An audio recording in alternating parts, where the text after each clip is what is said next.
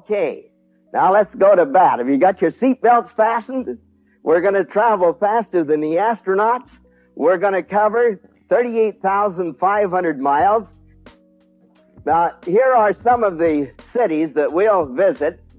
Most of them on this map are from the tops of the Andes toward the Pacific.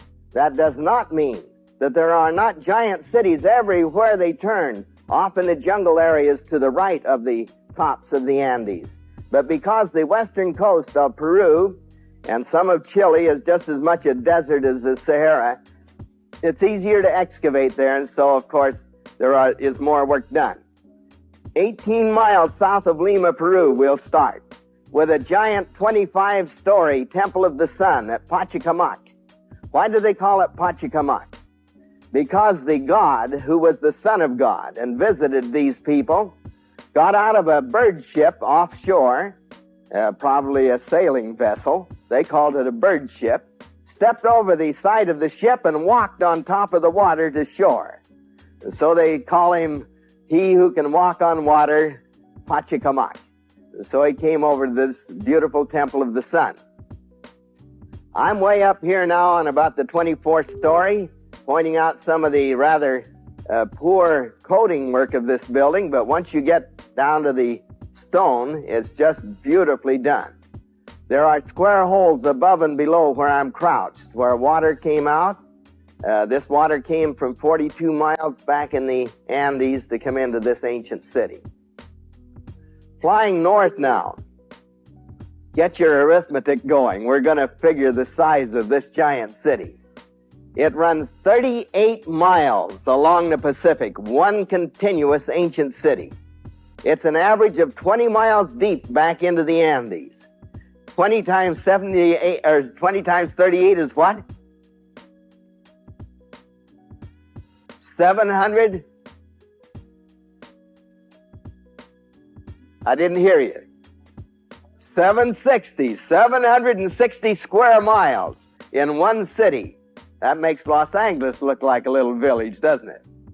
Now, right in the heart of this ancient city are these giant walls, well, in fact, everywhere we look. 42 feet high, these on the right, 15 feet thick at the base, 5 feet thick at the top, and they are poured adobe. Isn't that amazing?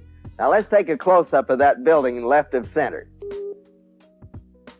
All of this design work on all their beautiful buildings here originally were covered with thinly hammered gold leaf. Vandals broke in here before the government got hep to protecting it. They did two things. They stole the gold for its monetary value, and they destroyed many of these gorgeous designs. However, this one to the left of center, you see it running off here as you go upward, it's going off to the right. In Mitla, Mexico, in a close-up shot, we have a design that's just identical to that. And everywhere we look, we find that these were basically one and the same people, as Dr. Gann, Dr. Thompson, many other scientists testify. The same geometric designs, the same hammered gold, the same feathered serpent insignia of their god, the same copper tools, hardened copper tools, and everywhere we look, we find they were basically one and the same. South America, Central America, North America. Now, I'd gone in a giant museum, and there were 16 very large rooms, each room, maybe a little smaller than this cultural hall. But packed from floor to ceiling were the artifacts of the ancient people that once lived at this giant city that they now call Chan Chan for the want of its real name. You're probably aware that they didn't have the key to breaking down the proper names or the personal names in all these ruins. And so scientists today have given them names that someday will tie in, I'm positive, with the Book of Mormon city names when they get the key. As I went out of this museum, I was crying crocodile tears because the guide thought my camera equipment looked too professional, and she wouldn't let me take pictures without a signed certificate from the president of the nation of Peru. And as I was going out, she took pity on me and said, "Come back, Senor Oeste," that's Mr. West in Spanish, "solamente una, just one." And she opened the safe and I gasped. This is pure gold work. You put the crown on up here in the center. Now your head almost goes down through your shoulder blades because of the weight. That's pure gold. You have 4 feathers sticking out of the crown when you put these 2 that have been separated back on the crown. And I was real thrilled to see one of the evidences of proof of so-called ridiculous statement, number 2, where it said they wrote on gold in a form of Egyptian hieroglyphic, but had a Hebrew background. Everywhere we turn amongst these people, they worship the one God of the Hebrews until long, long after the last great battle, when they turned back to heathen worship again, 1,000 years later, worshiping heathen gods. But around the outer edges of these feathers, the scientists tell us, are hieroglyphic carvings similar to the ancient pictorial writing in the very, very ancient Egyptian. Isn't that interesting? Now, here we have a highway off to the left. You who are close enough can see it running from the left lower corner, straight as a string, down the coast here. Can you see it? Now, that's part of over 4,000 miles of ancient highway that has been excavated from place to place, starting at Ecuador on the north and going on down into Chile on the south. They haven't come to the end of that highway on either end. It goes up to 21,000 at one point, comes back down to the coast, back up again with as perfect hairpin turns and engineered gradients as we could do with our best instruments today. At the mouth of the Santa, when I was flying up to Chan Chan out of Lima, I said to my pilot, be sure to point out the mouth of the Santa on the way up. Bless his heart, he forgot to do it. And on the way back, I was up in the co-pilot seat with him this time, being a pilot myself, and I said to him, now, darn you, if you pass the mouth of the Santa again, I'm going to have to come back with a helicopter. I want a picture of the giant wall of Peru. And he said, what giant wall of Peru? And I said, don't you know about that? And he said, no, I've flown this run for many years and I didn't know about it. Well, he almost passed it again. Here's the Santa, starting over at the lower right-hand portion quarter of the shot, the dark gash coming straight across the slide and opening here at the mouth right at the Pacific Ocean. Now, we're flying at 18,000 elevation, so you can't see that wall without binoculars. I immediately dashed over to his side of the cockpit and with binoculars could see that wall running from the junction of the Santa River mouth and the Pacific straight as a string back to the foothills of the Andes, and then it started following the contours of the Andes. Now, I had talked to scientists that had helped excavate some of that wall. It's as high as 32 feet high, a 3-story building in height. It is wide enough on the top, to say nothing of the base. It slopes toward the base. But on top alone, it's wide enough to drive 2 giant dump trucks up there side by side with no danger of falling off. And in the upside, as the Indians call it, on the left as you're looking from the Pacific, there are forts built into that wall every so often. Now, in the Book of Mormon, when I read, as you did, about fortified cities of the Nephites, where they fortified their cities against the Lamanites, I visualized a little wall of some kind around a village. I didn't dream of a giant thing like this that scientists in our day would trace over 400 miles back into the Andes, and they haven't come to the end of it yet. Now another shot. We've come another direction out of Lima, Peru. We've flown over the top of Arequipa. When the scientists and when our present-day engineers, in amazement, say to the Indians, why do we find tens of thousands of mountains terraced from bottom to top, going clear up to as high as 21,000 elevation? And the Indians shrug and they say, answer real simple. Our ancient people had to have place to farm. And so they say to them, oh, why didn't you farm the level areas down here? Too many people living down in level areas. Well, now the natural next question, and people from the roundabout way of San Jose and the hill country and San Francisco. Why didn't you live on the mountainsides and still farm the easy place to farm? Don't like to live on mountainsides. And so here we have terraced mountains by the tens of thousands, and the payoff is that every single level is irrigatable with ancient pipelines, and yet nobody knows the source of the water. Now, down in the heart of La Paz is a beautiful anthropology museum, and was I ever delighted to meet these two fellows left of center. Let me introduce you. This one immediately left of center is an elephant. Guess where he was found? In a human burial ground of the ancient people at Tiahuanaco, Bolivia. That probably proves that there were ancient elephants here concurrently with ancient man, wouldn't you say? And then the far left is his cousin, a mastodon, found in the same burial ground. Now this giant skeleton running the full length of this very large room, can you guess what he is? A whale. See the great big head off here to the far right? He's a whale, and this may prove there was a flood once upon a time. Do you know where he was found? 12,000 feet above sea level. The water got at least that high, didn't it?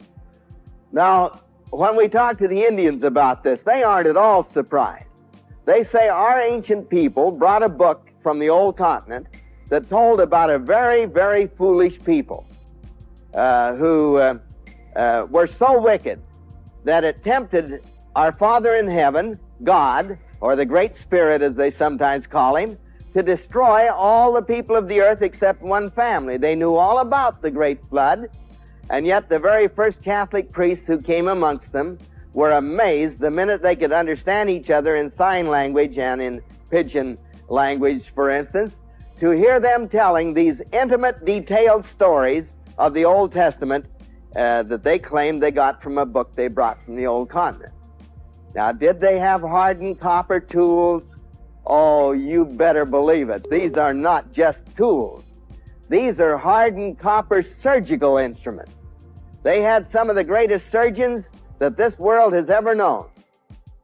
Now, I chuckle every time I think about the holes in the head of the male skulls. I tell the Indian women that their foremothers must have had spikes in their rolling pins. We very, very, very seldom see a hole in the cranial remains of a female skeleton, but we find holes in the head of the males everywhere we turn. And when we ask the Indians how come, they say that in some of their wars they used war clubs with spikes that kind of damaged the male skulls pretty badly. Now, not only did they save people's lives who had indented skulls and pressing on their brains, but they were able to bevel the edge of the bone with a beautiful sloping bevel, beautifully cut, and then the next thing we don't understand. We can't do it today. We don't know how they did it. They reverse ground a piece of silver so perfectly fit that when you put it in that opening in the skull, you can run your hand over the skull with your eyes closed and you can't tell where the bone ended and where the silver began. So perfect is the fit. Now they countersunk screws that fit down into the bone and held the silver plate in place. They have slots in the heads. They have beveled heads so that they'll fit down flush with the surface of the silver. They have threads, but they're neither the SAE thread or the standard thread that we use today. Nevertheless, thread. Does it look like they had machinery? Does it appear that they were able to harden pure copper? Many of these tools are pure copper, or these surgical instruments. And how hard are they? Our finest files won't even scratch them. It takes a grinding stone to sharpen those tools. Now, after Doctors Graña Reyes and Esteban Roca, two of the greatest surgeons of Lima, Peru, had for the first time used those ancient surgical instruments on a live patient. They said their ancient instruments and methods are as good as ours, and in some ways better. Now here's one of my long-lost cousins of the tribe of Joseph, and My son Jack Jr. from the Brazilian mission, and my wife, that's the good-looking better three-quarters over there, who are with us. You'll see a lot of us in the shots. We had delayed action features, and so don't pay too much attention to that. Now we've gone on hold this just a second, Bishop. We've gone on a 12-hour train ride to end all train rides with the Indian people. And we went on an overnight trip across the highest navigatable lake in the world, Lake Titicaca, 12,000 feet elevation. And now we have come down to the capital of the ancient Incas, and then out by automobile, almost into the little town of Pisac down here, and here's one of the Indian girlfriends going down to market. Here are ancient terraces in this area, a whole city of the ancient people up in this area that has not been completely excavated. Okay, now we can go. I told the bishop to just keep showing these as fast as he could, or I'd talk all night. How about questions? If you got any, just break in. Here's the Cusco kid here with a cap on, and my son down here bargaining with one of the Indians. I nearly got shot when I came out of Bolivia without some product of Bolivia, because my wife and son had brought something out of every nation. That's quite a display in itself. We were in and out of 29 nations. The headwaters of the Amazon River. We had flown across 2,000 miles of the mouth of this river. And now here we came to the very headwaters. This is the breaking point between flow to the Pacific and flow to the Atlantic. And I'm trying to commit suicide here. That's 34 stories approximately straight down there. The ancient people have built this fortress called Ollantaytambo in the valley of the Urubamba River. And here they had not only a fortress, but the terraces were irrigatable so that they could grow crops and use it as a retreat as well. Stone pipelines again came into this area. These are some of the smaller stones that these fellows worked with. Giant things weighing hundreds of tons in some cases, and they're so beautifully fit to other stones attached to them that without the use of any mortar, you can't get the blade of a penknife between the joints anywhere you try. And every stone is interlocked with knobs and crevices and interlocking joints with the stones around it. Now, from way up on the mountain, Jack and I climbed up there to get a shot from one of the lookout towers at the face of the main fort here. You begin to get an idea of the size when you realize that a man can walk in this doorway without stooping. Now here we have some of the interlocking features. Over the entire surface of these many stones was one stone so perfectly fit in reverse patterns that when it's put over the top of this, nowhere can the scientists get a thin blade in between. The minute they put a blade anywhere in this whole surface, it raises up the whole stone. Now, we can't do that kind of work today. We could make a mold and then pour some molten material in there and make a reverse pattern. But these people were able to do it with stone cutting.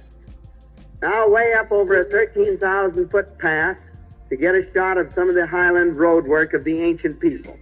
This is one of their ancient roads. Embedded in these rough stones are still signs of asphalt. The topping of asphalt long since has been cut away by the feet of millions of sheep and cattle of the Indian people. Along the edges were the beautifully cut and fit stones which are lying down in the gully here now. The highway is always raised from 2 to 12 feet above the surrounding area to keep it dry. Did you notice the center line down that highway made out of rocks? Now we're over at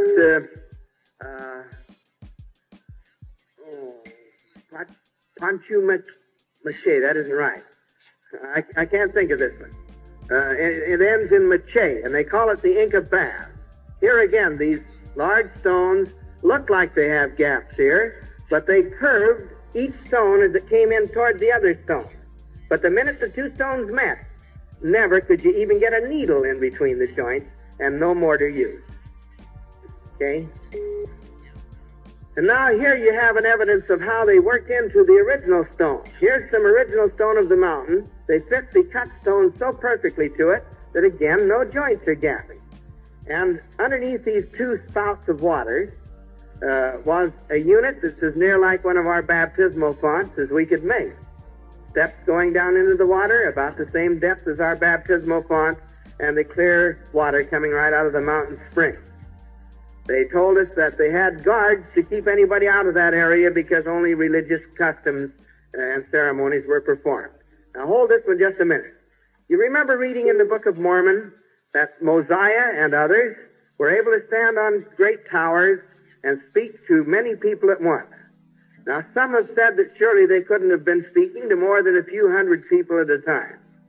But time and time again, in the ruins of the ancient people, we came across a condition like here at this area.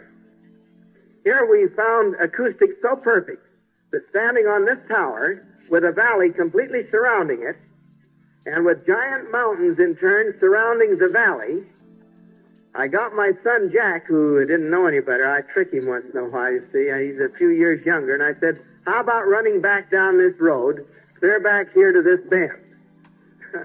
Here's a Yama, an Indian Yama, and an Indian and another Yama right here to get an idea of how far back that is. Now, he ran back there, and I shouted to him, can you hear me? And he yelled back, and he said, it sounds like thunder. Talk lower. I finally got down to a whisper, and I said, can you hear me now? And he yelled back to me, and he said, I can hear just as clearly as if you were by my side. Now, the reason that made me curious about this was that as we came down out of Ponchumache, up here in the ruin of the Inca Baths, in the automobile, I heard a flute playing. It sounded very loud, and I asked the Indian to stop the automobile, our guide, and I said, where in the world is that flute? It was beautiful music. And as we got out of the automobile and looked around, he grinned, and he said, that probably is over at the ruin of Sacsayhuaman. I said, where in the world is that? He said, that's 5 miles away. And I said, great Scott, you don't mean it. And he said, well, the acoustics up here are very, very interesting. Well, then when I got over here, I wanted to try it, and that was the experience. I believe that they could seat several 100,000 people around the rim of this mountain, and every one of them be able to hear one speaker on this tower. Just an interesting little sideline. Okay? And now here's another tiny stone. This is in the ruin of Sacsayhuaman. Sure enough, over here we found a little Indian kid who was playing a flute when we got over here. Here's a stone, a single stone, 27 feet high, 14 feet in diameter, 12 feet thick. It weighs over 300 tons. The scientists tell us they found the quarry from whence it came 26 miles away over very mountainous country. We're up about 14,000 foot elevation here at this Sacsayhuaman fort. The fort is built in a zigzag pattern so that they can keep their enemy in crossfire no matter from which side they approach. And if they storm the first wall, 30 feet high, they have another wall to storm, 30 feet high. If they storm that one, they've got a third one, 30 feet high to storm. And then above that are 4 minor terraces of this fortress. It covers the whole top of one giant mountain. Now, this is a real car. That isn't a toy. Gives you an idea of the size of this. Now, the payoff is this. Scientists have traced the pipelines that come into this area for 5 miles. They lost it when it went down into a stone mountain. The pipeline is made of 2 sections of stone fit together so perfectly in units that without mortar, it doesn't leak water. Now, I had to see that to believe it. And the water lines completely interlace the whole structures, and we have tunnels going from the top of this down to the ancient Inca temples or palaces down in the valley of Cusco. Now, in 1950, a terrible earthquake in Cusco almost completely destroyed that ancient capital of the Incas. It's inhabited today by modern-day people as well as Indians. But wherever they built on the ancient foundations, the earthquake didn't even budge those foundations. Here, this structure above, built by present-day man, is completely demolished. The ancient foundation hardly touched, just a little gap there and here, and one down here. Otherwise, it's completely unharmed. Now, doesn't that baby take your breath away? We traveled on the auto carril of the Indians. It's a bus that runs on railroad tracks, to the ruins of Cusco, way up in the very tops of this hazy mountain right here. It's 2,400 feet, almost sheer drop from the top of that mountain down to the valley of the Urubamba River. And as we go up there, it'll scare you to death when you visualize that you're looking down the equivalent of 240 stories. Now, they terrace this thing, as you see. Each level is irrigatable again. And as I got the story 3 days after, or in Lima, Peru, after we got out of here, 3 days after we were in here, way down in this valley, a scientist was talking with an old Indian fellow. And he said to the Indian, any more ruins around here? In Spanish. And the Indian said, plenty. And he said, you haven't found the great city of Machu Picchu yet. Well, the scientist said, sure, we've found it. You mean Huanu Picchu. There's another giant city up on top of here. Can you see the ribs of the terraces? Now, there's a trail leading from the one city to the other, and the scientist said, yes, we found Huanu Picchu. And the old boy said, no, not Huanu Picchu, otra dirección, the other direction. And sure enough, he went up there with some Indians, cut their way through the tree growth, and when they got up in there, they found another giant city just 3 miles on up the mountain from Machu Picchu. Now, here are some of these pipelines, again used in this ruin. First stone they pay little attention to. Cutting a perfect half circle in it, they don't pay much attention to the working of the face there. Then the next stone, if, for instance, this were the one that was going to match with this, they very, very carefully work this one in reverse pattern. How in the world they do it, we don't know. But every tiny crevice, indentation, or rise of this face is exactly matched in reverse with the other face. When they put them together, they fit so tightly that water won't leak out of the joints.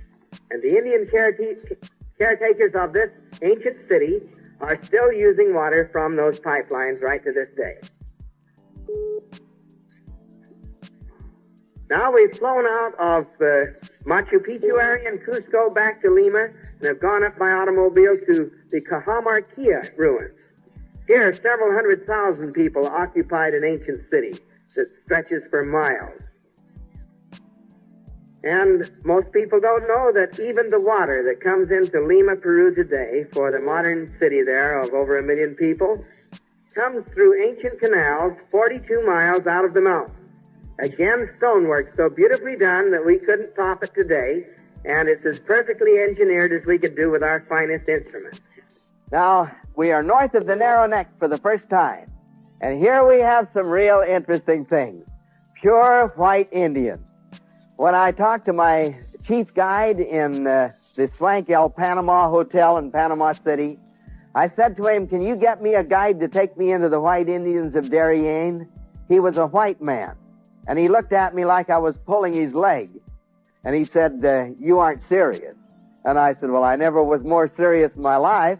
Oh, he said, I've heard that legend for years, but there aren't any white Indians in there. And I said, that isn't the question. I want to know if you can get me a guide to take me into the Darien Peninsula. Oh, he said, sure, that's no problem, but I don't want you to be disappointed. I wasn't. There are 2,000 pure white Indians in this one Tula tribe of the Darien Peninsula alone. When the scientists found these people, they took 4 of them out to, of all unlikely places, the Waldorf Astoria Hotel in New York City. And there for many days, the finest experts we could get in the world, anthropologists, MDs, surgeons, checked these Indians from stem to stern, so to speak. And strange enough, they came away with a unanimous decision. These are indeed pure white Indians. All the same legends of the Indians, all the same bonal characteristics and structure, the high cheekbones as you can see, the same blood types of the Indians. Now, I thought for a long time this was an Indian boy, and one of our own missionaries had to straighten me out on it. When I was in here, there were no missionaries at all. And since then, in the last 20 years, our missionaries have been able to go in here, and these white Indians are being converted by the hundreds. And he said, Jack, didn't you realize that they never put a ring through the nose of a boy? I thought it was always the boy who was led around with a ring in his nose by the girls. Isn't that mean? And he said they never put a tattoo mark down over the bridge of a boy's nose, a boy baby. It's always the girls. Now, she looks like she has Mongol-type eyes, doesn't she? That isn't true. She's simply squinting because of the brightness of the sun. Never colorless skin like an albino, but beautiful pinkish cast skin. Never white hair like an albino, but golden or brown hair. Never pink eyes, but beautiful blue or brown eyes. And the strain is so deep it continues to crop up. Now, the amazing thing, they have a legend that in very ancient times, their people were almost annihilated by their dark-skinned brothers in a giant war in the land of many waters. Their legend goes on to say that those white Indians who would deny Christ as their personal Savior were not put to death. They further testify that some of their people escaped into the wilderness southward exactly as Moroni said, the last writer in the Book of Mormon. But he assumed that those white Indians had been hunted down and killed, but he wasn't an eyewitness to that. And now we find that some of them did escape. They had to fortify themselves for many decades against their dark-skinned brothers. They finally got so they could come out and live with him. Then when Cortez did so many dastardly things to the Indian people in the name of Christianity, they turned against their own white people.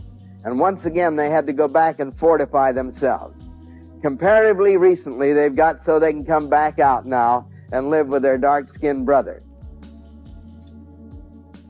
Up in the highlands of Guatemala, the only place I ever felt like a giant. These women averaged 3'3" in height, and the men averaged 4 feet in height. And yet there's one little Indian fellow under this great load of earthenware pottery. I tried to lift 2 of those pots, and they're real heavy. And yet he thought nothing at all of strapping that thing on his back with a tote strap walking over these high Guatemala mountains. Every stone in these steps is held to its neighbor by the finest quality cement I've ever seen in my life. I'd give everything in this world I had if I could patent the ancient cement. So much superior is it to what we have today. It just clings like glue. I'll tell you a story about that in a few minutes. Now, we've had to, I had to come in here alone. When Jack Jr. and Lorona saw what I was going to have to go through to get into Copan, City of the Dead, they said, if you're crazy enough to go ahead, but somebody has to stay out to make a living. So they wouldn't go into Copan with me in 1953. I hired 6 different pilots, changed planes 6 times, and we made 12 landings, on 8 of which we had no airstrips. We'd simply land in clearings that the Indians had made to plant some crops. And we'd have to buzz every field to get the animals off of it, the cows and the horses, because they were loaded in these pastures.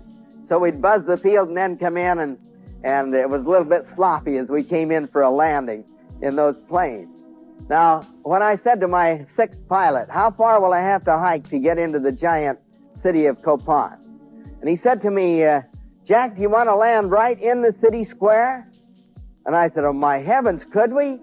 And he said, I think so. Now get that think, Bart. Later, when I was taking multi-engine training down at Oxnard, my pilot instructor hit the master switch by mistake, and we were going down like a rock. I was all lined up for a landing in one of those sandy road areas of the grape vineyards down there at Oxnard, and just before we touched down, he had been frantically trying to get one of the engines started. He got one to catch, and then he got another one going, and he said, let's get out of here.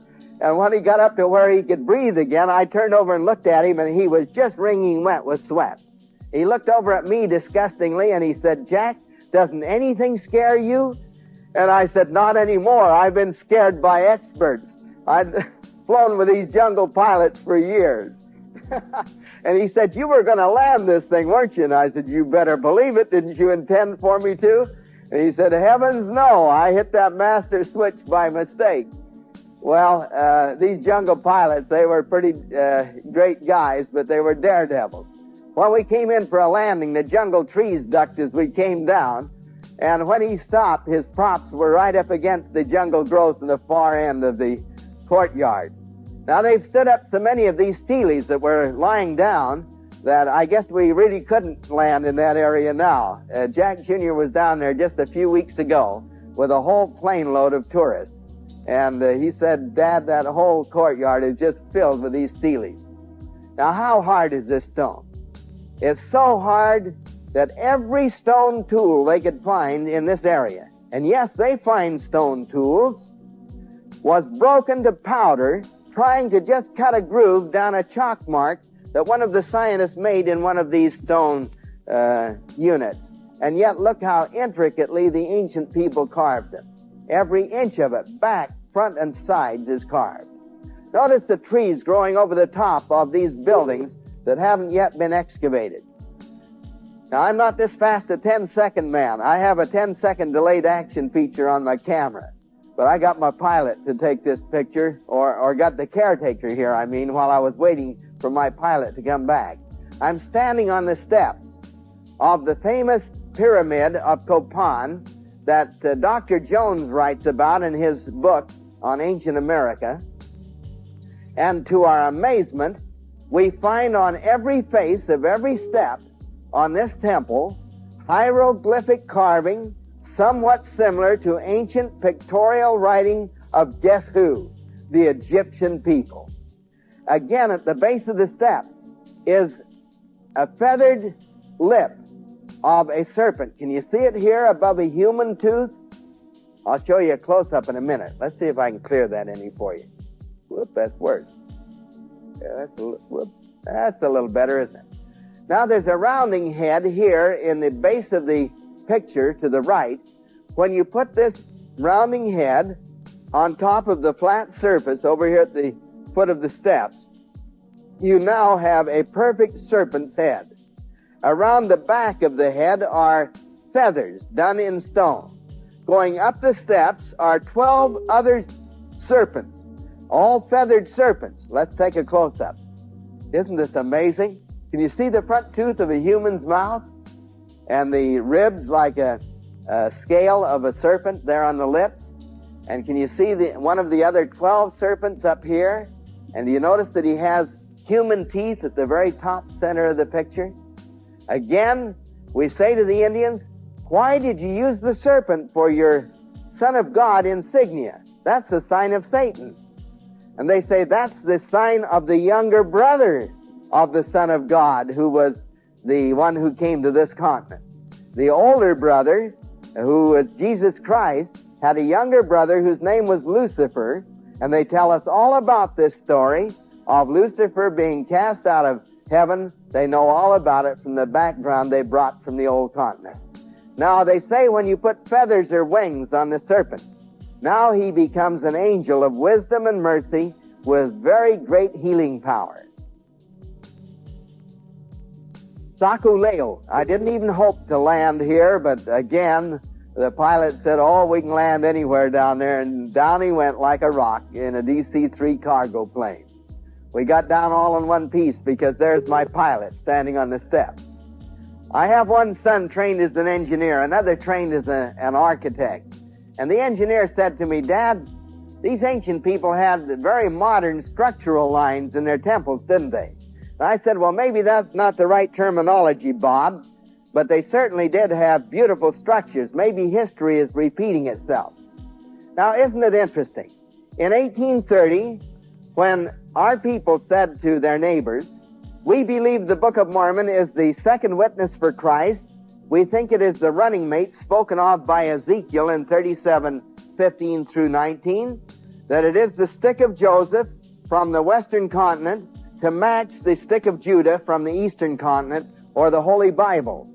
And they said that this book said that the people had an Egyptian background, that they wrote in Egyptian. And their neighbors were up in arms. And they said, why, that's crazy. How could they be Egyptian at the same time as they're Hebrew and be of all places on this western continent? Yet here we have it. Pyramids, in the one case there at Copan, that one on the stairway of the hieroglyphics is identical in base measurement right to the foot with the largest pyramid of Egypt. And yet here we have the worship of the Hebrews. Never do they build a pyramid on the Americas to a peak. Always before they reach the high point, they cut it off, and on the level part up there, they build a gorgeous temple where they do their worshiping.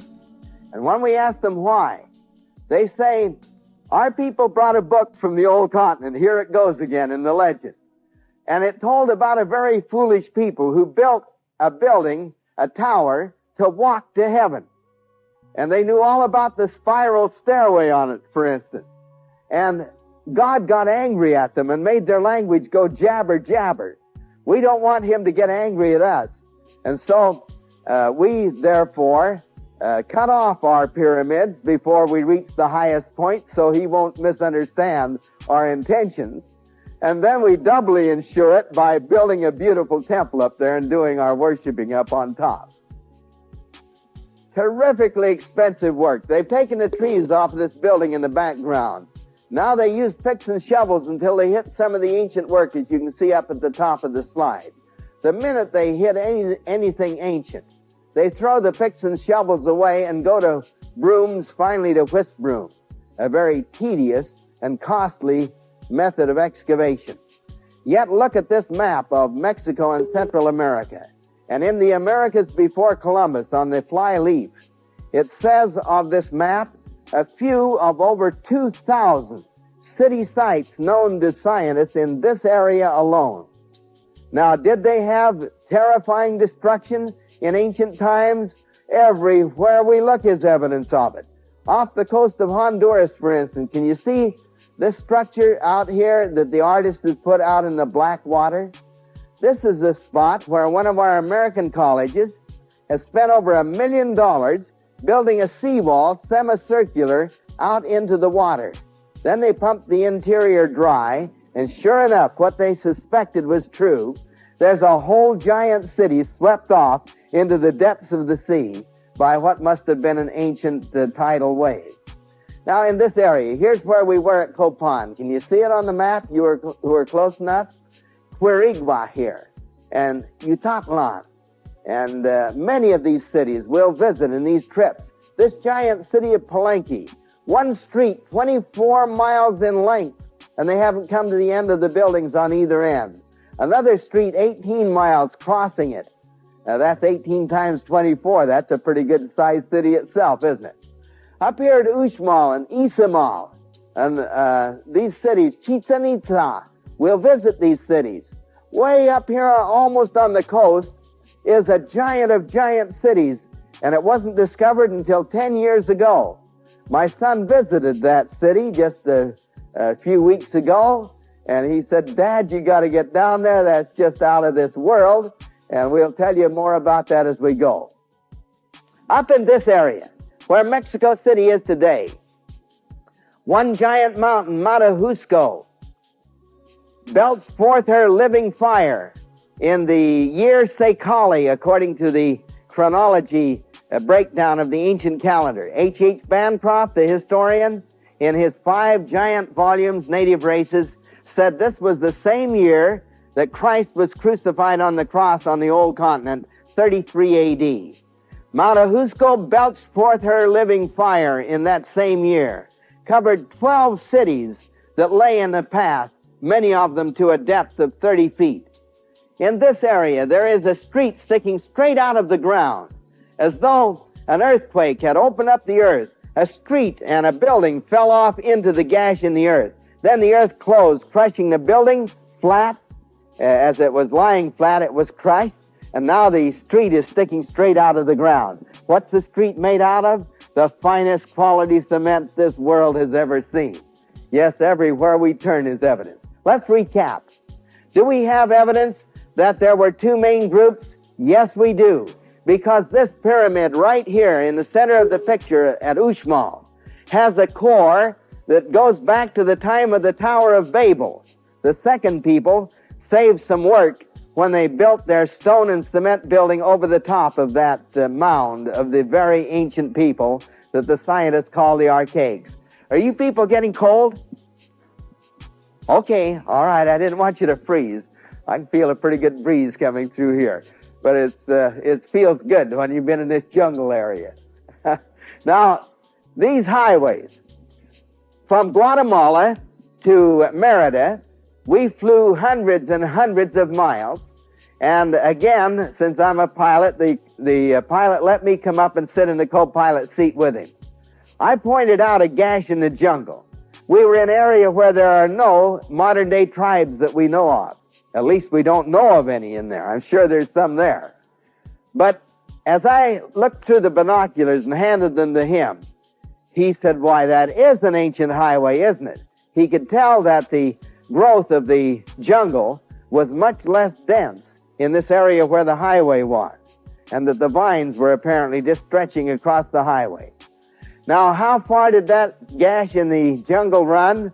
We traced it 125 miles, straight as a string, and when he took a bearing on it, it was running true north, not magnetic north, but due true north. How long is the highway that interlinks all of these giant cities?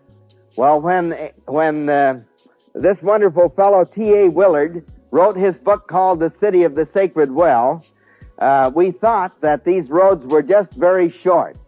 Now the scientists tell us that they have traced with helicopters and airplanes this same highway not running down one coast but zigzagging in and out of all the great and lesser cities of the Yucatan, Mexico, Central America. How long is it? Over 4,000 miles in length, and everywhere they excavated it's covered with that fine quality cement. I'm crouched now in the great quadrangle of Uxmal. Let's take some other shots. Isn't this gorgeous work? Everything on this building means something to the Indians today. This wonderful fellow, Dr. What's his name, that has built buildings up here in the United States, identical copies of some of the ancient buildings. I'll probably think of his name in a minute. I can't think of it right now. He's made millions in duplicating these buildings. And he says that they were some of the finest architects the world has ever known. This building in the background is not sitting on top of the one in the center. That's about a block and a half behind it, and it's 8 stories in height as we would count stories today. It's the temple of the dwarf at Uxmal. And they say the dwarf had mother-in-law trouble. I can't imagine that. I had the greatest mother-in-law this world ever produced. But apparently he had some trouble with her, and so he built separate quarters for her around behind the pyramid, where the face of it, I'll show you later, is a gorgeous thing. Now, looking at this building off in the distance there, that's the only one of the 4 buildings around the quadrangle that has the feathered serpent insignia. Can you see the serpent's head, right center? And his body going off to the left, going behind the facade, intertwining with another serpent's body way over on the far left, and then returning at the top of the slide, dipping down, crossing over, and the rattle's almost at the head. You see it? And we say to the Indians, "Where do you get the feathers on this serpent?" Well, they say, "Don't you see the jar sitting on the tail? And can't you see the spout of water coming out of the jar, and the spout ends in feathers?" Sure enough, there it is, the feathered serpent. They call him Tlaloc, the rain god. And everywhere we look, it has the elephant trunk on the mask of the rain god Tlaloc. Isn't this amazing? This structure is 200 feet long just to the center. This is the center doorway here in the right part of the slide. I didn't have a wide-angle lens and couldn't get the full length of that palace of the governor. There are 22,000 separately cut and beautifully fit stones in the mosaic pattern that they use down in South America so much, and they're wedged in between 2 heavy ribs, one over the doorway, one at the roof line up here. 22,000 separately cut and fit stones without a bit of adhesive on the back or sides. They're just wedged in place, and the fit is so perfect that there they've stayed all these centuries, 2,500 years, with the jungle growing right over the top. How'd you like to climb things like that to do your worshiping? This fellow with the white shirt is my guide for this area, and I said, if you can climb that, I can too. So I went up there, and I got up toward the top of the pyramid, and I happened to look back, and that was a mistake. Those risers are 12 inches high, and the tread is 6 inches, just the opposite of what most of our stairways are. So it's like climbing a ladder. They got a chain over here at the center to protect sissies like I am from falling off. I'm pointing to a hole the Mexican government cut in the pyramid. Down at the base of the steps on the left, you see this doorway? Let's go inside, and sure enough, the typical condition is true. There are pyramids inside of pyramids. Isn't this gorgeous work? 3 pyramids inside the outer pyramid here at the dwarf at Uxmal. Now, did they have machinery? You who are close enough will be able to see a break in the stone right here. You see the cement joint up here, and this is a solid stone now, running up, taking in the body of the serpent above, and these urns. Now, coming off to the left, a little left of center, you see another joint right here? And as it goes up, can you see the difference in color of the stone in this urn and its neighbor off to the left?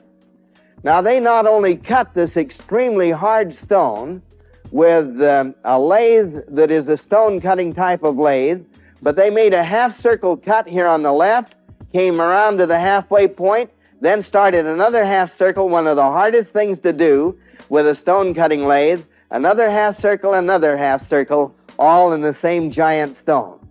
The one above. This shiny surface in the serpent's body in the upper right corner, and the other shiny surface, do you see it? When the engineers take those units apart, to their amazement, they'll swing in any direction like a universal joint, you engineers. And the pins are machined to 1,000th of an inch tolerance. You bet they had machinery.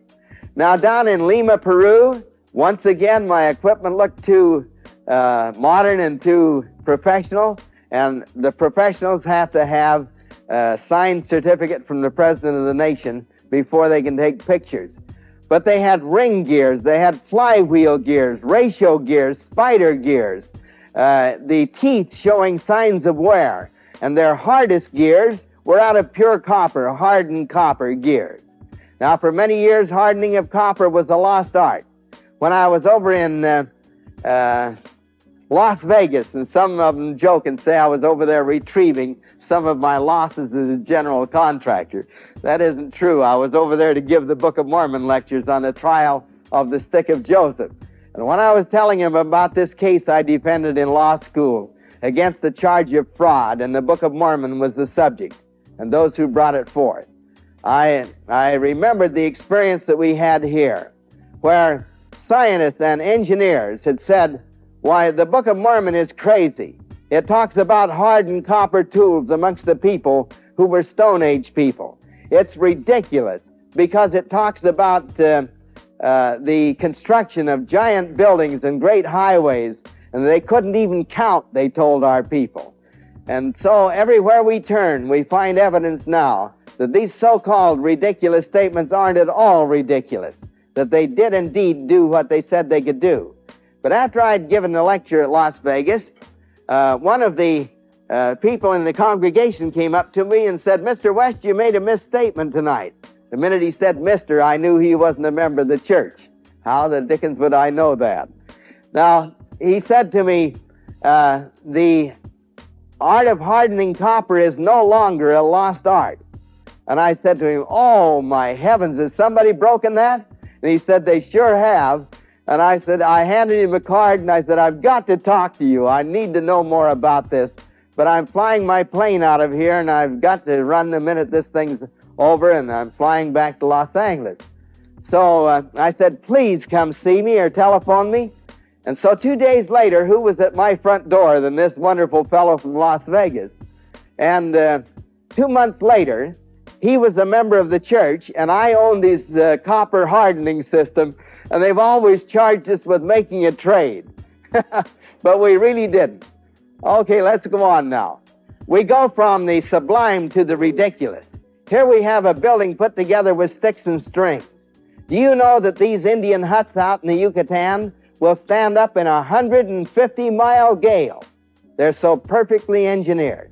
Here's the ridgepole up at the very top, the angling struts here that go down, crisscrossing here on the rafters that come down, all with sticks and strings.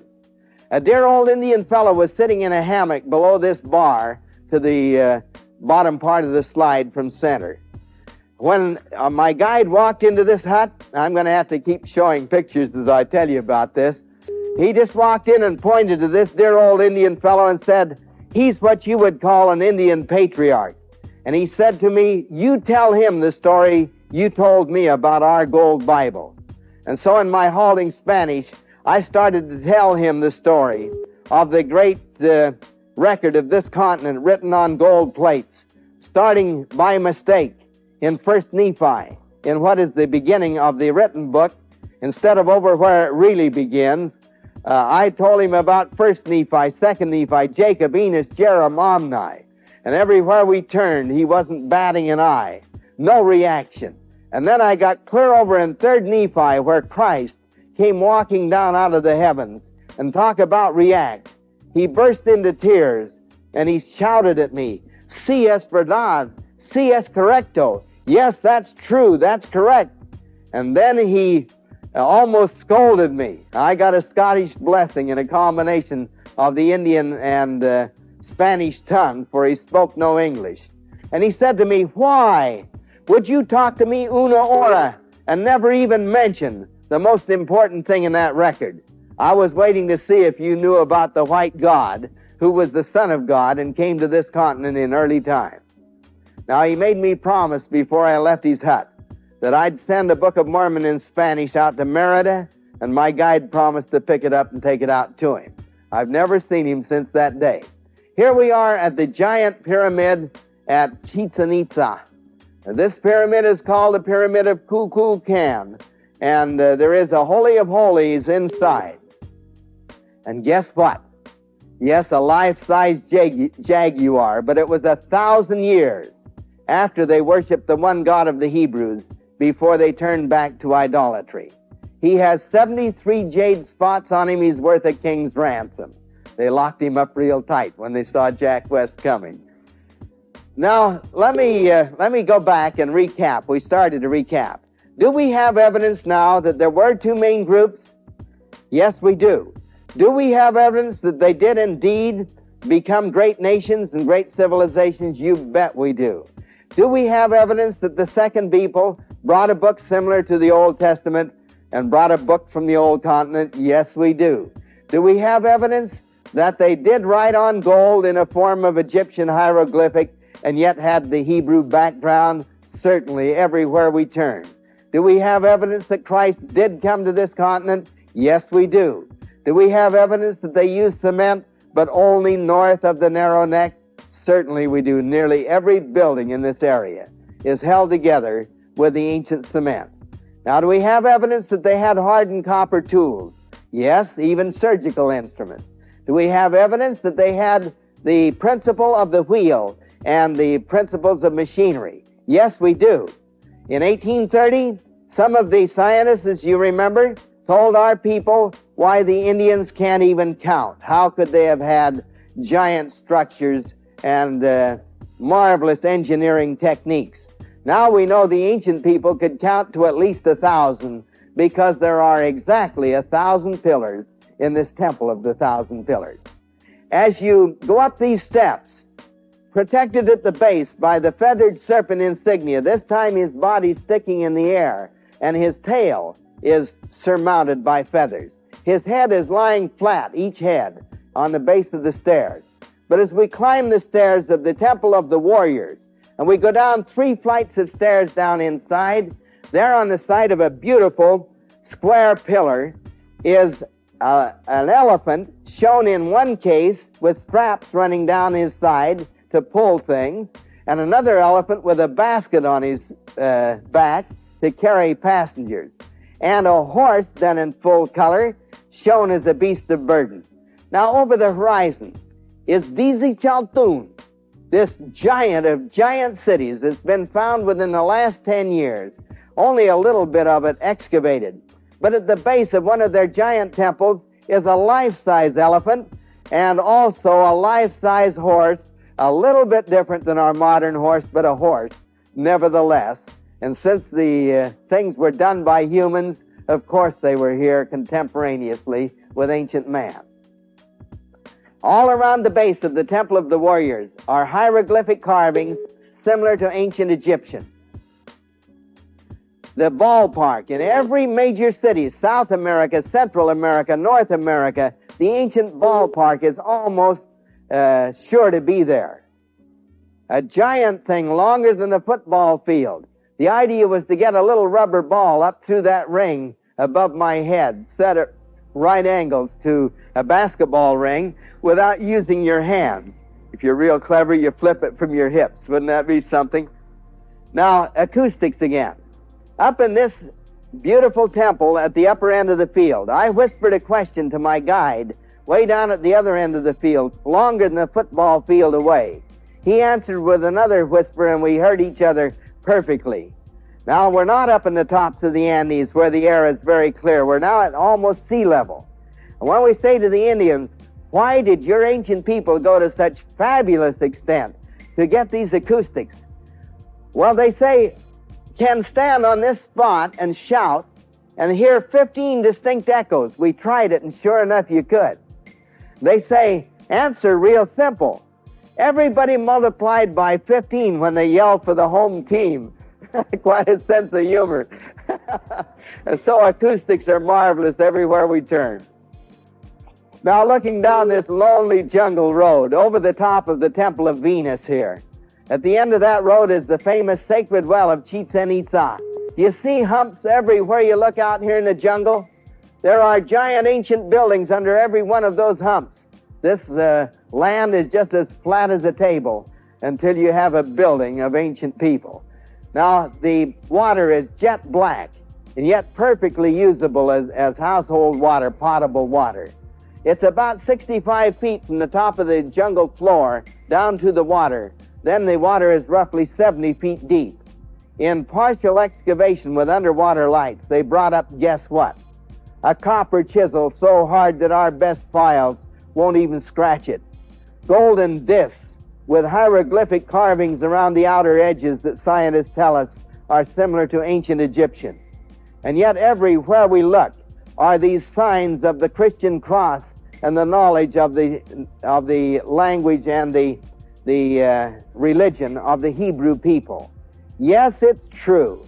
We find today the body skeletal remains of lovely maidens who 1,000 years after that great last battle between the dark-skinned brother and the white-skinned brother, when the Indian people as we know them today had degenerated, just as the book had prophesied, back to the state of a savage, yes, they did turn to human sacrifice and to the worshiping of animals. I sat up all one night, a full moon night, here at Chichen Itza, just enthralled as I got the feel of these ancient people. We bring these Indian guides in, and they know what everything on these buildings means.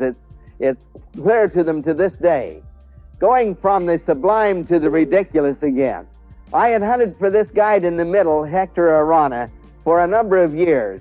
Finally, in Merida, Bill Hernandez said, I can tell you where to find Hector. And so he took me to him. I said, Hector, will you take me into Sayil and Labna? I cheated on this slide. This was in 1951 on a previous trip. He said, sure, in Spanish. He didn't speak any English. I said, how long? 4 days round trip. And I said, can you get away from work? Oh, yes, I work for the government. They'll never miss me. And so in we went with this square radiator Ford, 1914 vintage. I almost bawled when I saw this Ford. I owned the dead ringer for it when I was just a kid and first came to California in 1921. And we called it the M-Men Special. I helped to organize the M-Men in California. And we'd pile in 10 or 15 kids in that old brass radiator Ford, and away we'd go. The only trouble, mine didn't have any top for a long time. It was the topless wonder, or the M-Men special. Now, the road was so narrow going into Sayil that there was no place to turn around. Finally, Hector got tired of cutting trees in two that had fallen across the narrow jungle road with his machete. And he gave up, and he said, can't go any farther. And I said, well, then let's walk on in. He said, can't do. And I said, why? Can't leave Lizzie. He called his brass radiator Ford Lizzie in Spanish. I said, why, you rascal, you left your wife without even a backward glance. And he said, can replace wife, can't replace Lizzie. Now, we backed out because we couldn't turn around, and we got to a place where a tunnel had been cut through the jungle, and he said, you still want to go into Sayil? And I said, I sure do. I thought he'd relented. He said, here's the trail. And I said, wonderful, are you coming? No, have to stay with Lizzie. But he said, you go, we'll wait. I tried to get Bill to take me in, and Bill said, Jack, I've only been in there once in my life. I wouldn't dare go in. I had to guide when I went in. So I was determined to go, and he said, don't miss only one hut on the way in. If you miss, you get lost. I said, well, wait for me, and if I'm gone more than 4 days, well, I send in some search parties. I got this little 14-year-old boy, Anatolio, to take me in. He spoke a brand of Spanish that I didn't understand at all. And I only speak enough Spanish to get into trouble in the first place. And of course, I didn't understand his Indian tongue. But we walked on into Sayil, and you don't have to speak each other's language. Once you crack a joke and start laughing at each other, why, then you get along beautifully. 110 rooms in this giant structure. 5 stories high, a gorgeous building. In any city we have in the world today, that would be a beautiful building. The jungle trees have been removed, part of the dirt removed, and 110 rooms to date have been taken out.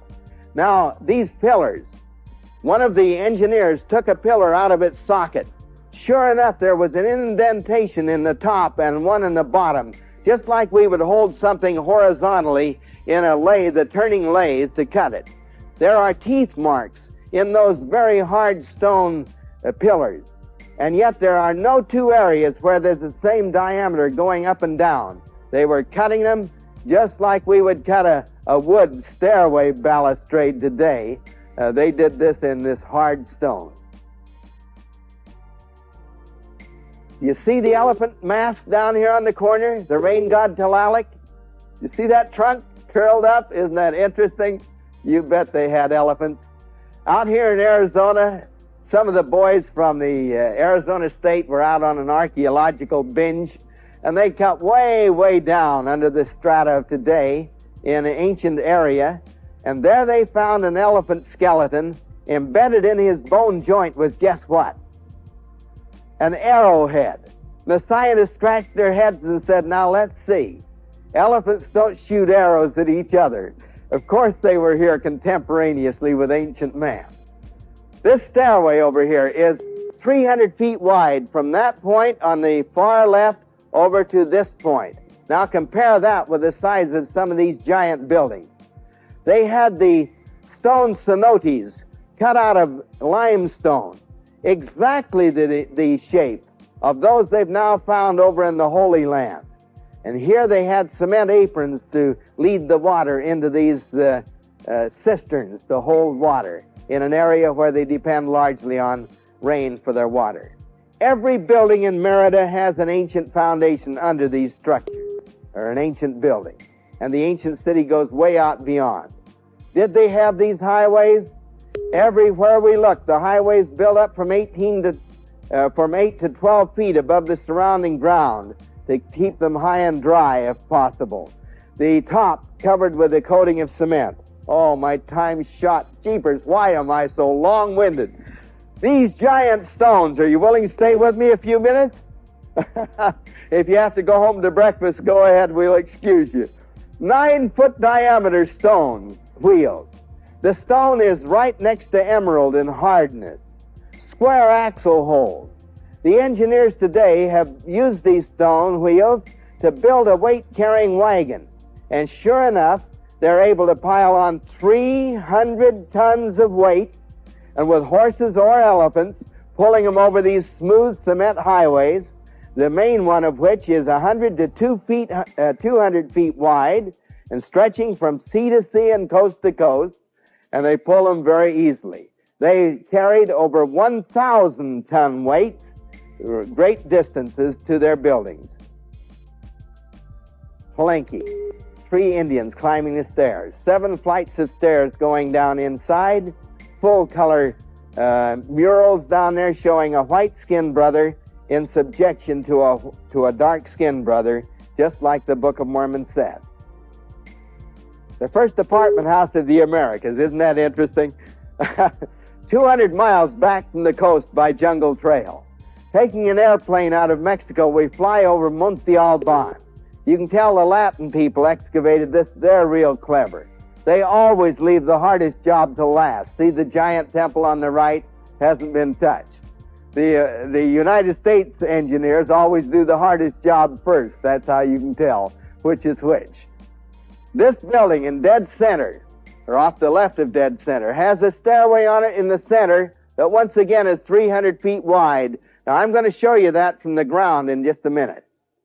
Down at Oaxaca, where we landed, here on the base of an ancient temple is a cathedral.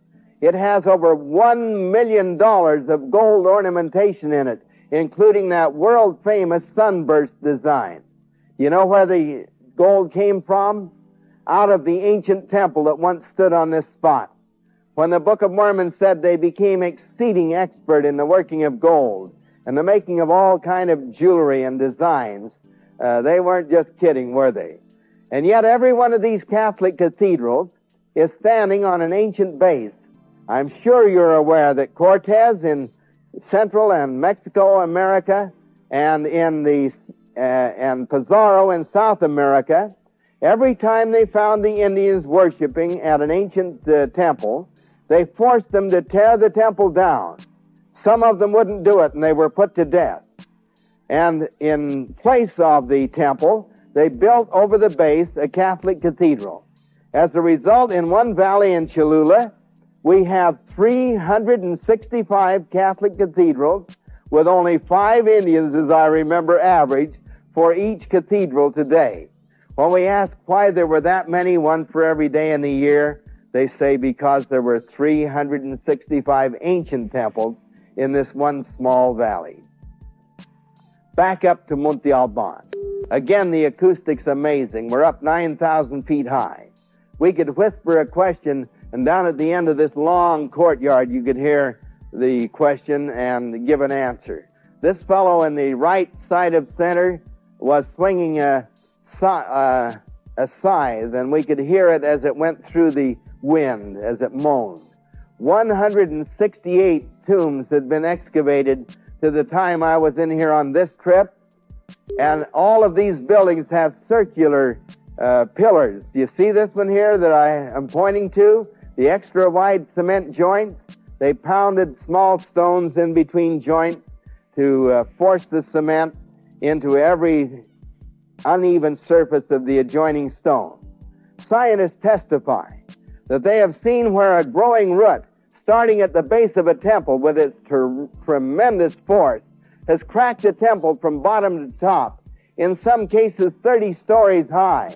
Yet they have never found, they testify to us, a vertical crack in the ancient cement. It will always break the stone before it breaks the cement. Isn't that amazing? Now here's that stairway on the far left I had told you about, 300 feet wide. And down in the courtyard, you can see the size of these structures from one of the cars here. Dr. Murray brought these 2 artifacts up out of tomb number 168. The one on the left, he says, is positively Egyptian, while the one on the right is just as certainly Hebrew.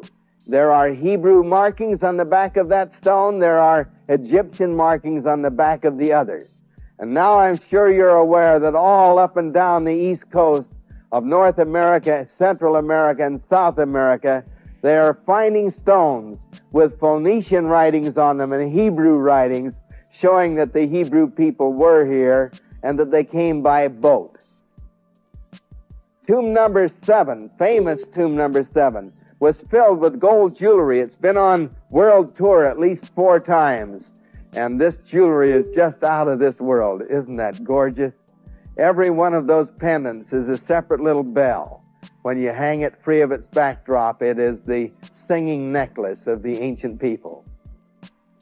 The design above my head here, we found one identical to it down there in that giant Chon city. Again, the stones are just forced in place without adhesive on backs or sides. There they've stayed all these years. Any temple you see today, Cortez thought was a hill or a mountain. Had he known it was a temple, he would have forced them to tear it down. These giant pillars, 12 of them with a super giant 13th one in the center. They are tapered from a 3-foot base diameter to 2.5 feet at the top. They're 12 feet out of the ground, 3 feet into the ground. Once again, indentations top and bottom, as we would hold something horizontally then in a stone-cutting lathe. Everywhere we look, there are giant cities under the wings of the plains. You who are close enough can see city walls everywhere you look. They excavated 2 buildings. Time ran out. They went on to another location because time and money was running out. In Mexico City, a giant city of many, many millions today, their buildings are sinking. They thought it was because of a marshy condition underneath. They're putting pilasters down 40 feet, drilled into the earth to try to hold their foundations. It is not because of a marshy condition. There are 2 giant cities under the streets of Mexico City. Were you aware of that? Here we are at the corner of Guatemala and Venezuela streets. The owners of this lot drilled down here and their tools dropped into empty space. When they dug out, they found the feathered serpent, the fine quality cement, the identical angle to their pyramid side that we have out at San Juan Teotihuacan. The same stone wheels, everything depicting the Mayan Toltec people. And yet, as they drilled another 30 feet below here through volcanic debris every inch of the way, they came again to empty space and their tools dropped into emptiness. When they dug out down there were the artifacts and the evidences and the carbon dating of the archaic people. So here we have it. The Jaredites, as the Book of Mormon calls them, on the bottom, the Nephite Lamanites, whom we now call the Mayan Toltecs, in the middle, and the Mexicans on top. Yes, there is evidence. There were 2 giant civilizations before the Mexicans. Here is the famous calendar stone, taken out of the base of the temple in Mexico City, the ancient temple. It's 13 feet in diameter. It weighs 10 tons. Every insignia of the 20 named days of every month are here shown, just identical to those down there at the doorway of the sun at Tiahuanaco, Bolivia. Every one of the 18 months of the year are here depicted. The difference, this is round. It has the points of the compass in dots, 360 of them, around the outer edge, as you can see. It has the major points of the compass, and yes, the festival period in the middle, the identical festival face that we had in South America, but this adds to it the signs of the zodiac. 32 stories high. How would you like to climb that to do your worshiping? Every stone held to its neighbor with cement. Yet the base of all of these temples, the interior, is the mound work of the ancient people that carbon dates back to the time of the Tower of Babel. This is out at San Juan Teotihuacan. The one in the center here above my head, dedicated to the sun god, S-O-N, the only one that has the feathered serpent insignia. There are 12 giant serpents in one place and another 13th supergiant, the 12-in-1 combination. They had a coating that was as much as 6 inches thick that I'm pointing to. He's all dolled up, isn't he? Going to a show somewhere. Out now at Teñuyuca, 52 serpents around 3 out of 4 sides, on each of the 3 sides, 52 of them, which is their half cycle. Full cycle is 104 in the Venus calendar. Definitely Egyptian, nearby, these certainly Hebrew. One 18 feet tall, the other's 20 feet tall. This is the oldest structure of the Americas. Carbon dates back to 2200 BC. It's at Quiquilco on the outskirts of Mexico City. Yet nearby are the ruins of the people who date back to about 100 BC when they first came into this area. That's something to climb those steps. We took a guide to guide the guide here at Xochicalco. Our guide got lost. Notice the human teeth again in the serpent's mouth and the feathers coming out of his head this time. When my guide in Mexico City said, when he heard I wanted to go into the Temple of the Rabbits, he said, "Oh, please, Mr. West, not in there." And I said, "Why?" He said, "The last 5 miles is stairways of the ancient people." I said, "I've climbed all the Himalayas and the Alps and the High Sierras. Let's go." So away we went. He was out of condition, the fellow in the middle, Carlos. And he kept drinking Coca-Cola going up the trail. And I'm an old scout man. I've had 32 years of scouting background. And I told him, "Carlos, even my young scouts know better than that. You're going to get trail sick." He got deathly sick. And yet every bend of the trail, we'd come to a Coca-Cola sign and Coca-Cola available. If it hadn't been for Carlos, he was sick half the way up the trail. This little wiry Indian fellow here Pompeo would have just run my legs off. I kept asking him the secret of the ancient cement. And I thought he kept saying in Spanish, "the whites of eggs." I said to Carlos, "Ask him in the Indian tongue." He said, "That's right." He says, "the whites of eggs." I said, "Pompeo, have you tried it?" And he said in the Spanish tongue, "At 75 centavos per egg?" He had quite a sense of humor, too. Well, you know, that could be one of the secrets of the ancient cement. And they also say they use blood, human blood, in their mix. Now, almost the last shot. In the valley of Cholula, Cortez thought he had got every temple. He got 365 of them. But what he didn't know was that there was a giant pyramid under this mountain. He thought it was a mountain.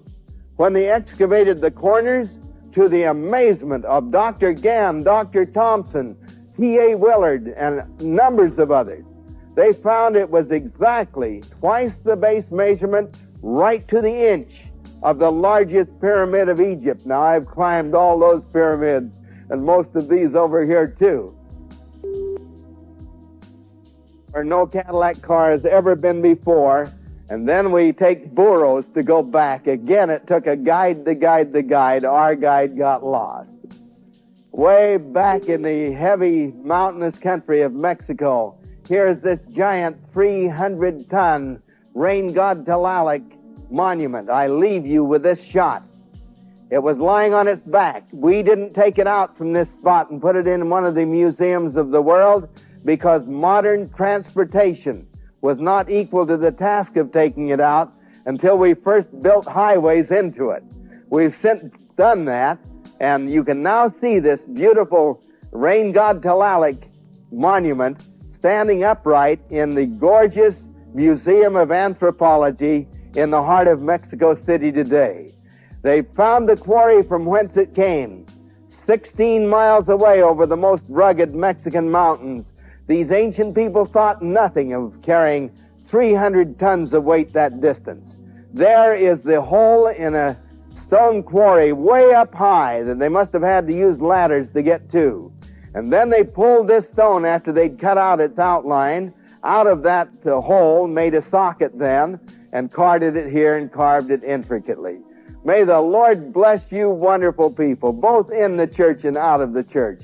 I plead with you, read the Book of Mormon as you never have done before, because it really is the story of the ancient people of this continent. It proves in every place you turn the Holy Bible, because it is the running mate of the Holy Bible. It's the very stick of Joseph to be the running mate of the stick of Judah or the Holy Bible. May you have it.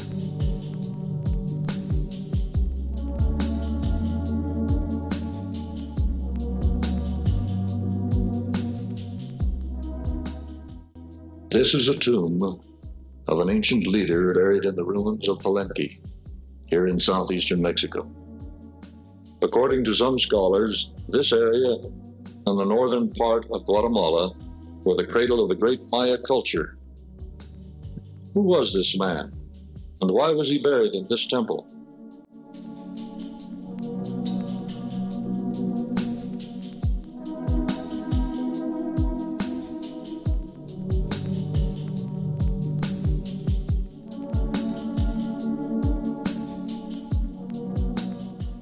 In this silent, sun-swept land, ages ago, a sensitive, cultured people lived out their days.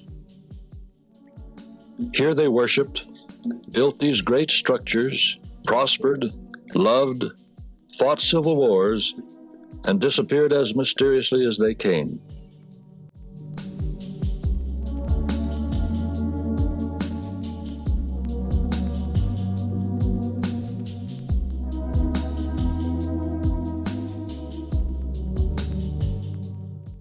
What is the answer to this great riddle, this enigma of the past?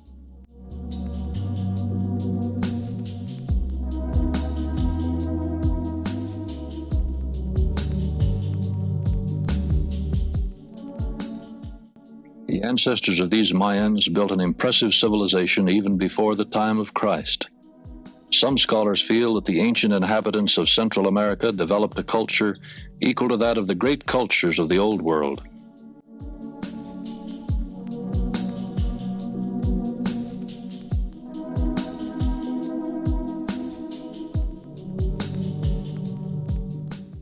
Beautiful modern Mexico City is built upon the ruins of several of these earlier cultures. Research has shown that these people were deeply religious, and among many of the cultures, one of the most persistent beliefs was one concerning the great sky and life god called Quetzalcoatl. Although the god Quetzalcoatl is given various names, the illusion is much the same: a fair, bearded person with blue eyes and wearing a light robe. He counseled the people, taught them, and left with the promise that he would someday return.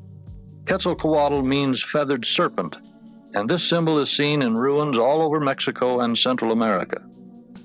It is believed that the feathered serpent is a degenerate symbol created by later peoples to perpetuate the memory of this great deity who left as mysteriously as he came. When Columbus landed in the New World, many natives thought that he was this great white god who had returned. The people of this land believed very firmly that I, Cristobal Colon, with these ships and crew, came from the sky. And in such opinion, they received me at every place where I landed. And to this day, many of them are of the opinion that I came from heaven. And others went running from house to house with loud cries of, "Come, come to see the people from heaven." The Spanish conquistadores under Cortez experienced the same type of welcome from the great Montezuma and his people after they landed in Mexico. The crafty Cortez, taking advantage of the legend, told the chiefs he was indeed sent by Quetzalcoatl, and their belief in the great white god was so strong, it is recorded that with this joyful news, they wept for a long space of time and could make no reply. Cortez wrote back to Spain, describing large cities of 50,000 inhabitants or more. He mentioned towers of heavy construction. He described aqueducts and water systems of great size and efficiency.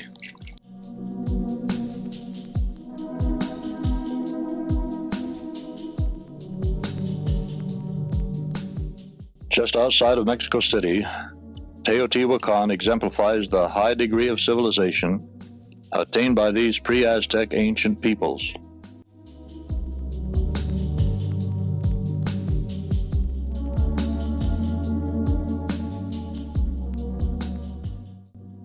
The architecture, the design, the massiveness of these structures even rival the ancient pyramids of Egypt. Mitla in central Mexico exhibits the exquisite workmanship of these ancient artisans who were highly skilled in the art of masonry and in the use of cement.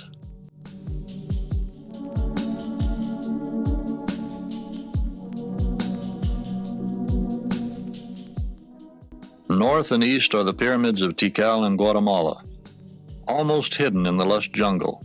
This complex served a vast population dating back to 600 years before Christ. In this tropical setting was a religious center serving thousands. Copan, Honduras, is thought to have been a great seat of learning.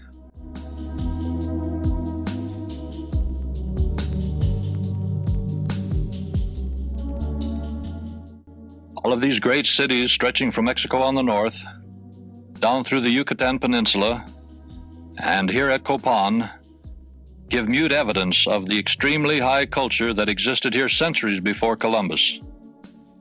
Francisco Pizarro, a later explorer, made conquests in South America and was amazed to find millions of people scattered over this land from Ecuador to Chile. He discovered complex irrigation systems, including canals and reservoirs still in use today.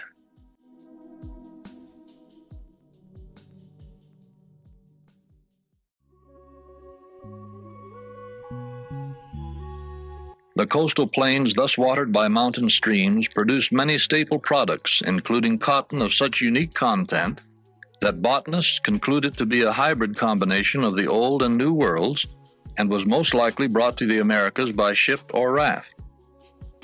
The Paracas culture in Peru, dating from 500 BC to 300 AD, produced some of the finest fabric in the world. Dyes used in these fabrics still retain their brightness even after 2,000 years, attesting to their superb quality.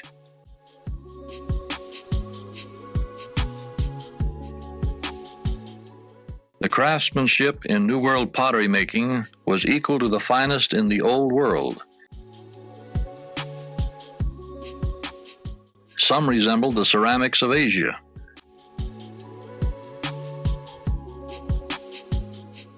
Here in Cusco, Peru, an ancient capital built high in the Andes, Pizarro found this city containing massive walls built centuries before. These enormous, beautifully cut and fitted stones were assembled without the aid of mortar. In fact, they are so perfectly fitted and laid that you cannot force a knife blade into their joints. I'll mention seeing stones fitted like these in the Old World. Some of these gigantic stones weigh more than 200 tons. Placing them atop one another was a remarkable engineering feat in itself.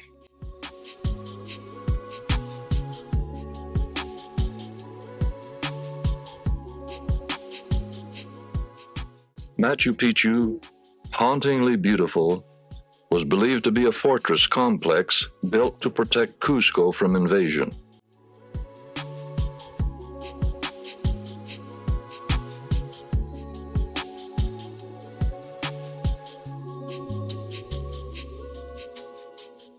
It is well known that the ancients on the American continent were exceptional goldsmiths.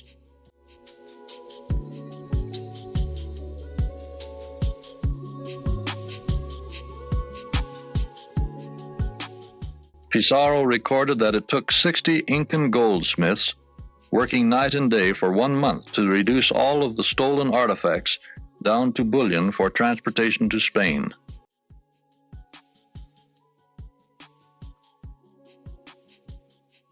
Gold was so common, in fact, that some gold objects were painted other colors to break the monotony. Gold alloy was formed into breastplates, and even flat, thin plates have been found much like the aluminum foil in use today. The ancients also worked with copper, silver, and some bronze. These ancient inhabitants were gifted in the art of medicine to an astonishing degree. They were familiar with the use of narcotics, treated abnormal pregnancies, and even performed successful skull operations.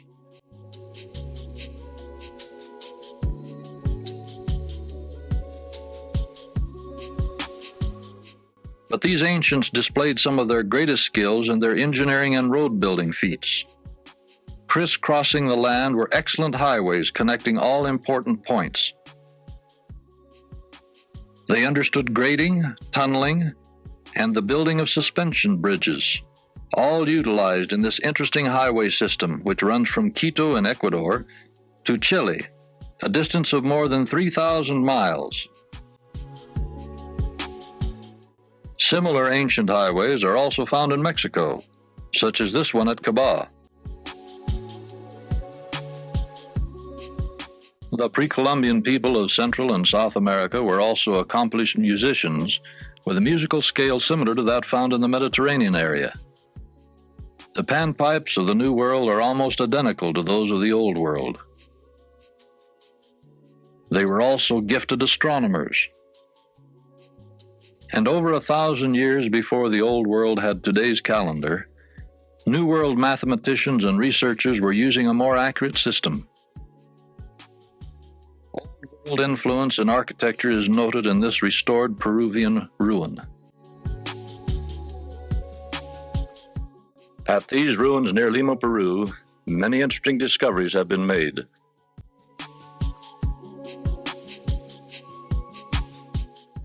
Such as this possible baptismal font. There is much evidence of a highly organized priesthood in their religious practices. This and other findings indicate that religion was the very center of their lives. These early Americans understood the creation of the world, the Great Flood, the closed ark, the building of the high tower, and the confusion of the languages, much the same as they are found in the Old Testament.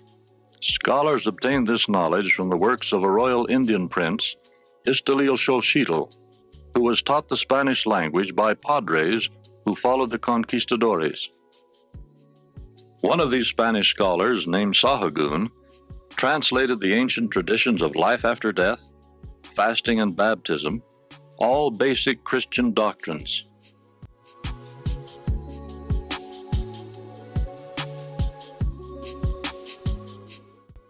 Most scholars today believe that the American Indian is a mixture of many races and blood types.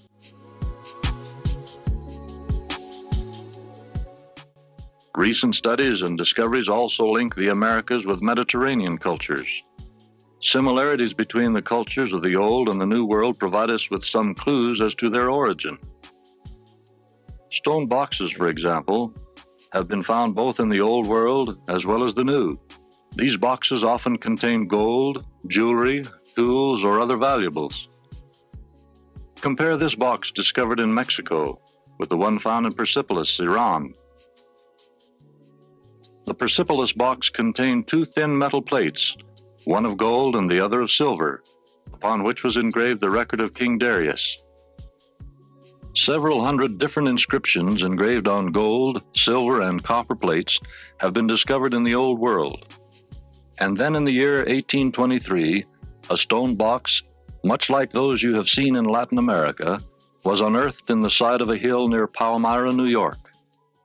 The stone box was found to contain ancient gold plates with strange engravings upon them, much like those found in Iran. This record, when translated, told of 3 groups of people migrating here by ships from the Old World. The record was found to be God's dealings with some of the early inhabitants of the American continent and was destined to change the course of history. It describes the rise and fall of these 2 glorious civilizations that prospered under the hands of the Lord when they kept His commandments and were destroyed when they did not.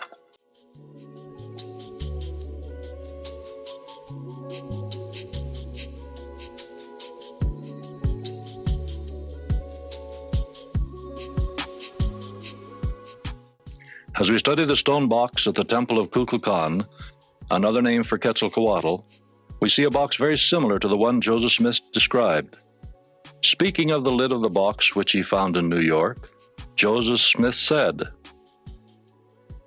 "This stone was thick and rounding in the middle on the upper side, and thinner towards the edges, so that the middle part of it was visible above the ground, but the edge all around was covered with earth."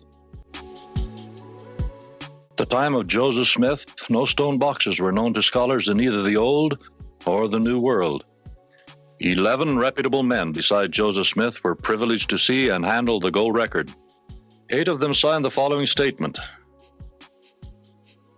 Be it known unto all nations, kindreds, tongues, and people, unto whom this work shall come, that Joseph Smith, Jr., the translator of this work, has shown unto us the plates of which hath been spoken, which hath the appearance of gold, and as many of the leaves as the said Smith had translated, we did handle with our hands, and we also saw the engravings thereon, all the which had the appearance of ancient work, and of curious workmanship. And of this we bear record with words of soberness, that the said Smith has shown unto us, for we have seen and hefted, and we know of a surety that the said Smith has got the plates of which we have spoken, and we give our names unto the world, to witness unto the world that which we have seen, and we lie not, God bearing witness of it. Evidence indicates that many of these beautiful temples and buildings were abandoned and allowed to decay. Why did these great civilizations die out? Why did the people leave? The Book of Mormon gives us some clues. For running throughout the Book of Mormon narrative is the story of 2 groups of people, one light-skinned and the other darker. We see possible evidence of this in the murals at Bonampak, Mexico, as well as on the murals at Chichen Itza. And legends still exist among these Indians as to a dark and a light people who lived here anciently. The Book of Mormon also speaks of continual warfare between these 2 groups. The actuality of this is borne out by the numerous fortifications and weapons found in Mexico, Central and South America. Metal weapons, many of which are similar to those used in the Old World. Carved centuries ago in this mountain here in Paracas, Peru, this representation is still called the Tree of Life. One of the most unforgettable stories in the Book of Mormon is the one called the Tree of Life, given by a man named Lehi.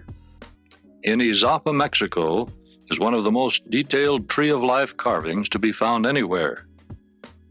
One modern archaeologist who has made a thorough study of this stela has recorded 110 similarities between this sculpture and the story found in the Book of Mormon. Perhaps the most beautiful and memorable segment of the Book of Mormon is the portion that tells the story of the visit of Jesus Christ. He taught the people, blessed the children, and upon leaving promised to return someday. So great was the impact of Christ's visit to this continent that his story was repeated and handed down by word of mouth for centuries. Many believe that the legendary Quetzalcoatl was, in fact, Jesus Christ. Is it any wonder, then, that the natives bowed down and worshiped Columbus, Cortez, and Pizarro upon their arrival here, each time thinking Quetzalcoatl had returned?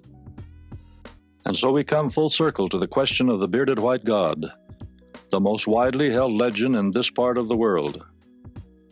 The stories of the bearded white god and these great civilizations of the past are no longer a complete mystery.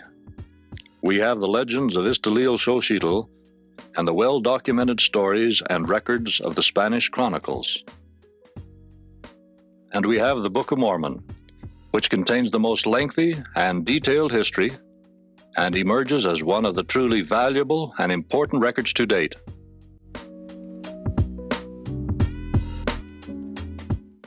I have visited Central and South America many times and marvel at the tremendous civilizations which once existed here. I have also studied the Book of Mormon carefully for many years.